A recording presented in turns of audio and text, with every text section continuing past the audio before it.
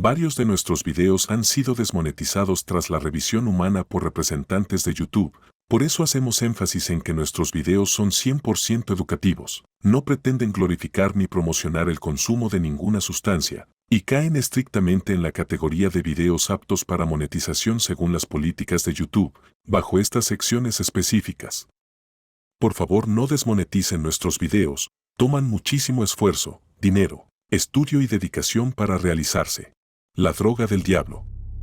¿Qué otro nombre podríamos darle a una sustancia que es formulada legalmente en niños mayores de 6 años, utilizada como segunda línea de tratamiento para el trastorno por déficit de atención e hiperactividad, y en algunos casos para tratar la obesidad? Hablemos sobre la metanfetamina, también conocida como hielo o cristal.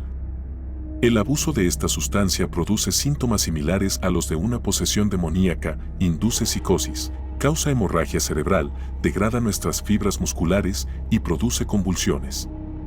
Además, hace que el usuario se comporte de forma agresiva, tenga cambios súbitos en su estado de ánimo y perciba alucinaciones visuales y auditivas. La boca de la persona literalmente comienza a podrirse. Estas personas tienen la boca extremadamente seca, condición conocida como serostomía.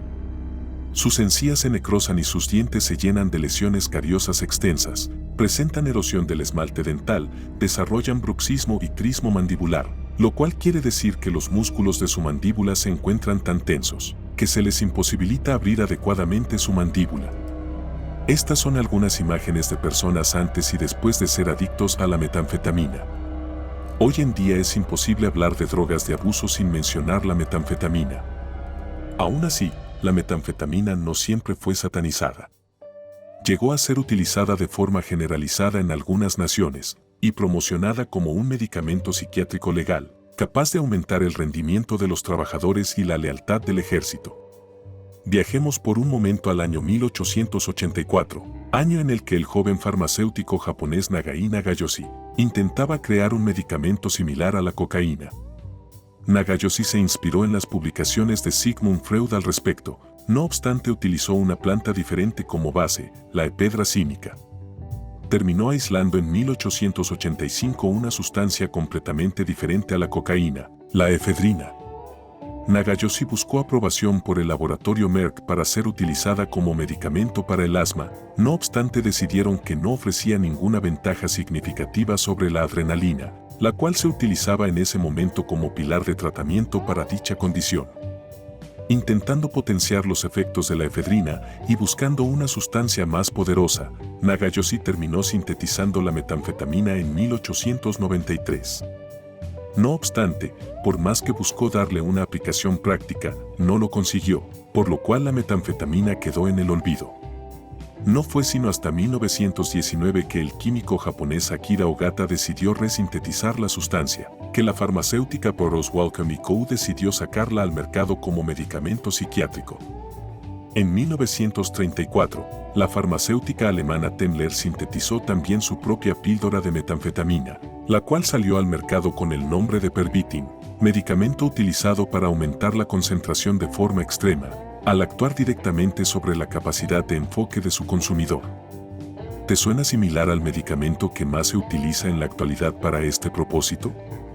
Si este video llega a 1000 comentarios, haremos un corto documental sobre el metilfenidato, mejor conocido como Ritalina, y su efecto sobre el comportamiento en niños y adultos. O si prefieres, podemos hacerlo sobre el Adderall, otro medicamento muy utilizado para este fin. Déjanos saber cuál te interesa más. En fin, la metanfetamina fue prescrita indiscriminadamente durante toda la duración de la Segunda Guerra Mundial, utilizada ampliamente por pilotos alemanes para ayudarles a mantener la concentración durante sus misiones. Los japoneses hicieron lo mismo y le dieron un nombre especial a esta sustancia, Philopon, lo cual traduce a amor por el trabajo. Esta era administrada en altísimas dosis a los pilotos kamikaze japoneses antes de sus misiones suicidas. Después de ser derrotados, el abuso de la droga se convirtió en una epidemia. El acto de elegir consumir esta sustancia llegó a simbolizar una identidad colectiva de derrota, desesperación y dependencia en el antiguo Japón. Hasta la fecha, Japón aún padece la gran estigmatización social que dejó esta sustancia en su cultura. siendo uno de los países que más sataniza el consumo de sustancias psicoactivas. En 1960 fue aprobado por la FDA el Lovetrol en Estados Unidos de América, un medicamento para tratar la obesidad que contenía metanfetamina. Si bien estos medicamentos ya no están en circulación, todavía existe metanfetamina ampliamente producida y prescrita legalmente bajo el nombre de Suboxone. ¿Por qué alguien querría abusar de una droga que tiene el potencial de degenerar tu apariencia física y degradar tu cuerpo de tal manera? Primero tenemos que entender cómo funciona y qué efectos produce la metanfetamina. El cristal, hielo o crystal meth es una de las presentaciones de la metanfetamina que más se abusa actualmente. Sin embargo, la probabilidad de que hayas consumido metanfetamina sin saberlo es supremamente elevada, siempre y cuando hayas probado otras sustancias como el éxtasis o el MDMA. Se estima que menos del 30% de lo que circula en la calle como éxtasis o MDMA es en realidad MDMA puro. El resto puede tener metanfetamina y otros estupefacientes agregados a la mezcla. Si quieres ver nuestro documental sobre el MDMA o éxtasis, puedes encontrarlo en la esquina superior de este video. La metanfetamina libera dopamina, noradrenalina y serotonina, actuando sobre el sistema cardiovascular y el sistema nervioso central. Los efectos típicos de la metanfetamina incluyen sensación de alerta, vigilia, energía, bienestar, euforia y supresión del apetito. La metanfetamina también aumenta la frecuencia cardíaca y la presión arterial. Este es uno de los motivos por los cuales puede causar la muerte en sobredosis. El placer que produce esta sustancia hace que su consumidor quiera consumir más antes de que se baje su efecto, lo cual con frecuencia lleva a sobredosis. La metanfetamina es neurotóxica y con el tiempo daña las neuronas involucradas en la fisiología de la dopamina y la serotonina, haciendo que se presenten enfermedades cerebrales de manera temprana e irreversible, siendo el Parkinson un ejemplo de estas. Una persona adicta a la metanfetamina cada vez necesita una mayor dosis para lograr el efecto que busca, lo cual lleva muchas veces a un estado de frustración e insatisfacción crónica incluso aún tras estar bajo sus efectos, ya que nunca logran llegar al estado que verdaderamente anhelan, pensando siempre que están apenas a otra dosis de alcanzarlo.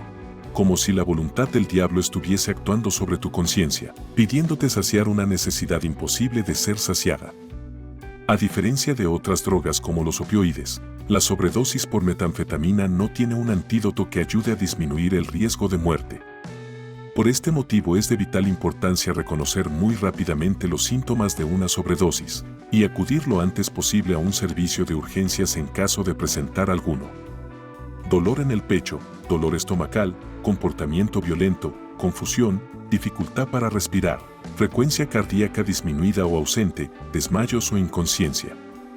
La metanfetamina es una droga con un riesgo altísimo de generar dependencia. Existen muchas otras opciones de tratar el déficit de atención e hiperactividad, como por ejemplo el yoga y la meditación.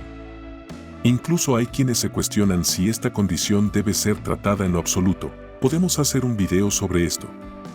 También, existen mejores maneras de tratar la obesidad, como por ejemplo una dieta balanceada, cetogénica, practicar ayuno intermitente y dormir bien.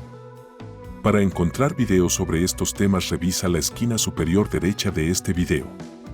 Entendemos que puede ser difícil superar la adicción a la metanfetamina.